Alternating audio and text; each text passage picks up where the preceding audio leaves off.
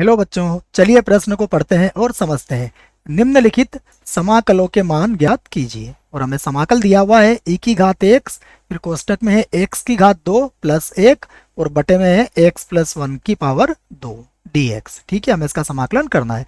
तो इसका समाकलन करने से पहले हम लोग क्या करते हैं, इस प्रश्न के लिए मुख्य अवधारणा लिख लेते हैं। ठीक है बच्चों, तो मुख्य अवधारणा में देखिए हम एक सूत्र लिखेंगे।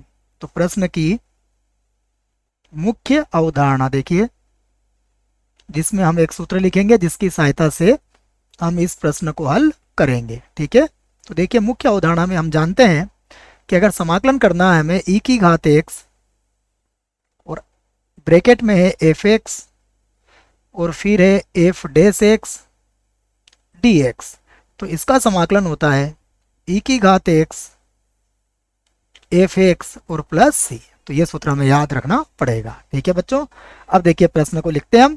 तो प्रश्न जो भी है उसको हमने किसके बराबर ले लिया है, i के बराबर मान लिया है। तो ये हो जाएगा e की घात x, कोष्टक में हमारा x की घात 2 प्लस 1 और सभी के बटे में है x प्लस 1 और पूरे की घात 2 dx। ठीक है बच्चों, अब यहाँ देखो नीचे है x प्लस 1 और पूरे की पावर 2, तो हम इसको भी ऐसा ही बनाने का प्रयास करेंगे। देखो तो हम क्या करेंगे, इसमें यहाँ पर एक्स स्क्वायर है, यहाँ देखो 1 का वर्ग तो हम लिख ही सकते हैं। अब हम इसमें 2x जोड़ेंगे और 2x घटाएंगे। ठीक है, और उससे क्या फायदा होगा वो भी देखो अभी आपको पता लगेगा। और ये हो जाएगा x प्लस 1 और पूरे की पावर 2 और फिर से बन गया dx। ठीक है, अब देखो आप, ये हो गया e की घात x। अब कोष्टक में देखो आप, ये a स्क्वायर बी स्क्वायर और ये 2ab से ये बन जाएगा x प्लस 1 का होल स्क्वायर और माइनस हो जाएगा हमारे पास 2x।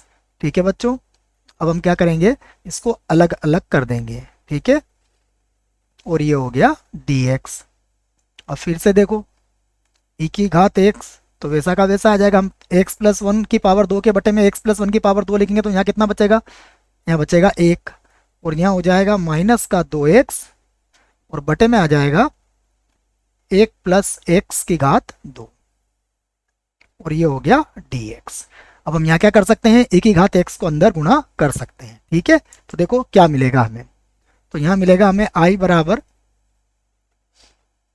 देखो e की घात x को हम x से गुणा करेंगे तो ये हो जाएगा समाकलन e की घात x और dx और माइनस ये हो जाएगा 2 समाकलन e की घात x गुणा x और बटे में आ जाएगा x प्लस 1 की पावर 2 या घात 2। ठीक है बच्चों, अब यहाँ देखो e की घात x का समाकलन तो e की घात x ही होता है, माइनस 2 फिर से वैसा का वैसा। अब समाकलन में देखो यहाँ x प्लस 1 की पावर 2 है, तो हम क्या करेंगे, इसमें फिर से 1 जोड़ देंगे बच्चों और 1 घटा देंगे।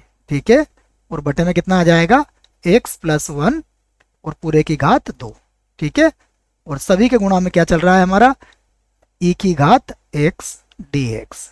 ठीक है, अब देखो फिर से इसको अलग अलग कर लेंगे तो ये हो जाएगा e की घात x माइनस 2 समाकलन ये हो जाएगा 1 बटा x प्लस 1 और इधर हो जाएगा माइनस 1 बटा x प्लस 1 और पूरे की घात है हमारे पास 2। ठीक है, और ये e की घात x और dx। अब यहाँ देखिए हमने जो मुख्य अवधारणा में सूत्र लिखा था हम उसका प्रयोग करेंगे। उसका प्रयोग करने के पहले हम लोग लिख लेते हैं, माना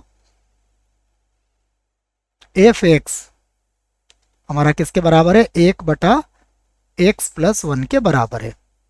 तो देखो अगर ये f ऑफ x का मान 1 बटा x प्लस 1 है तो अब इसका अवकलन करो, तो f x का अवकलन क्या होगा, f डैश x और इसका अवकलन क्या हो जाएगा, माइनस 1 बटा x प्लस 1 और पूरे की घात 2। ये 1 बटा x प्लस 1 का अवकलन हो जाएगा।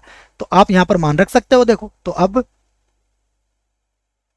फिर से क्या लिखोगे आप, i बराबर, तो देखो i बराबर क्या होगा, e की घात x जैसा है वैसा ही रहेगा, माइनस 2 भी वैसा ही रहेगा। फिर समाकलन में देखो, समाकलन में हमने 1 बटा x प्लस 1 को तो क्या माना है, f(x) माना है, माइनस और माइनस सही थी हमारा प्लस के बराबर हो जाएगा तो ये बन जाएगा f डैश x और dx। अब देखो इसके समाकलन का सूत्र हमने मुख्य अवधारणा में लिख लिया है, ठीक है ना। यहाँ e की घात x लिख देते हैं हम। तो देखो मुख्य अवधारणा में हमने ये सूत्र लिखा है जिसकी सहायता से ये बनेगा e की घात x माइनस 2 और ये क्या बन जाएगा e की घात x f(x) और फिर हो जाएगा प्लस c। अब यहाँ पर आप f(x) का मान रख सकते हो। देखो तो ये आ जाएगा e की घात x माइनस का 2 e की घात x और f(x) को हमने क्या माना है 1/x प्लस 1 और प्लस कितना हो गया c। हमारा उत्तर आ चुका है। आशा करता हूँ आपको इस प्रश्न का उत्तर समझ में आया होगा। धन्यवाद।